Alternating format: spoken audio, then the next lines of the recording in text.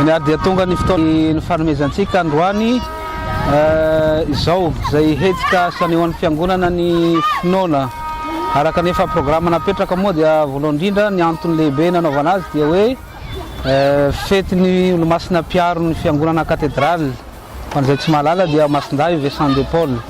Ny fankalazana azy dia ny fahafito amby roapolo ny volana septambra fa amin'ny alahady ho avy zao natoka ny paroasy katedraly manokana hiarahana mankalaza an'izay.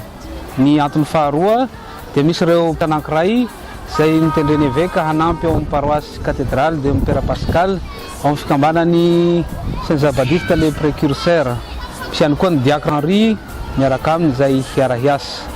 Ny fahatelo dia niravahana nyity hetsika fanao isan-taona ny hetsika kermesy fa araka ny zava-misy teto amin'ny firenena moa dia tsy afaka natanteraka an'izany ka amin'izao androandroany izao no hanatarana an'izany. Ny antony anaovana azy ihany koa dia eo ny hetsika ara-pinoana anehoan'ny kristianina ny finoana mahavita batemy azy mandray andraikitra ao anatin'ny fiainan'ny fiangonana. Ny faharoa dia hoe fanehoana fiombonana, firaisankina, fifankatiavana tanteraka ao anatin'izao hetsika ifanaovana izao. Dia apetraka ampelantan'Andriamanitra moa izany rehetra izany mba ho totoso soamantsara araka izay sitrapony.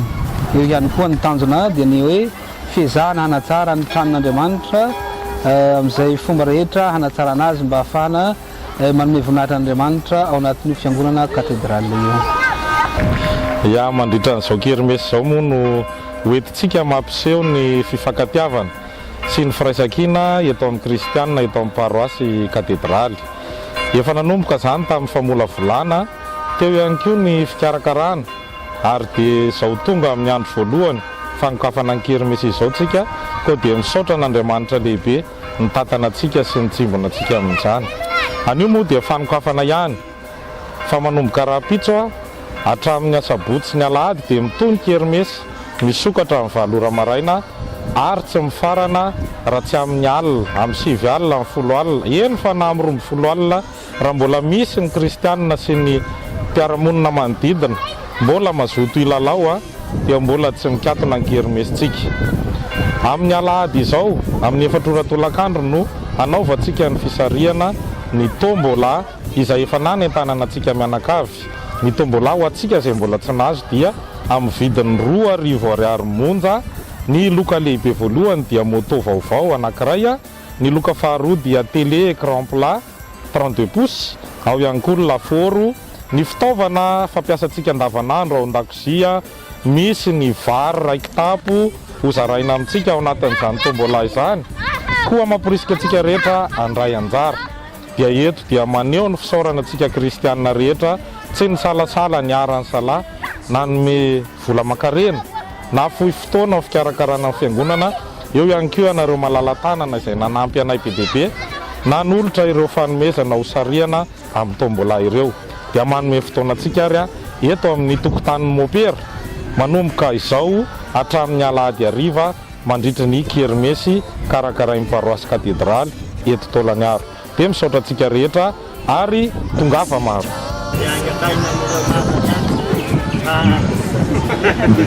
Atau pamarangsa beze, usahin pamarangsa cara itu, tenaga kerja. Karena dalam ruangan. Dia suka pada bahan ya, bisa rumah.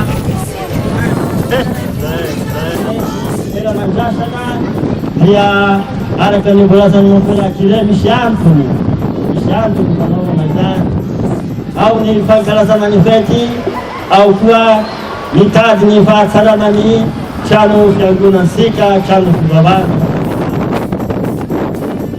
dia batsiela ny resaka atao dia ny mamporisika antsika rehetra mandrosoa lalidalina voalohany mandrosoa lalidalina amin'ny tokotany misy antsika ao ny lapolitika isan-karazany sy ny sisa.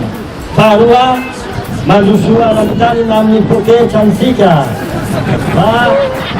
tena mba tsy misy arasa loatra fa mandrosoa lalidalina amin'ny poketra na amposinareo mba tsy dikany mba raha nitanteraka androany satria mbola misy 3 andro. Dia mirary soa hoantsika fa tsara ny ambiance fa izao mino raha ho maizimaizina sy miakatra amin'ny zavatra fisotroana mety miova tsara ny ambiance ary ho soa ho tsara hatramin'ny misasakalina zay. Mbola misy nampitso afaka pitso sy alahady famarana azy. Dia amin'ny faran'izay dia azo ambara antonony ofisiely fa misokatra ho antsika rehetra ny kermesy elanan-drasana amin'ny taona 2024 eto amin'ny toerana Catedral.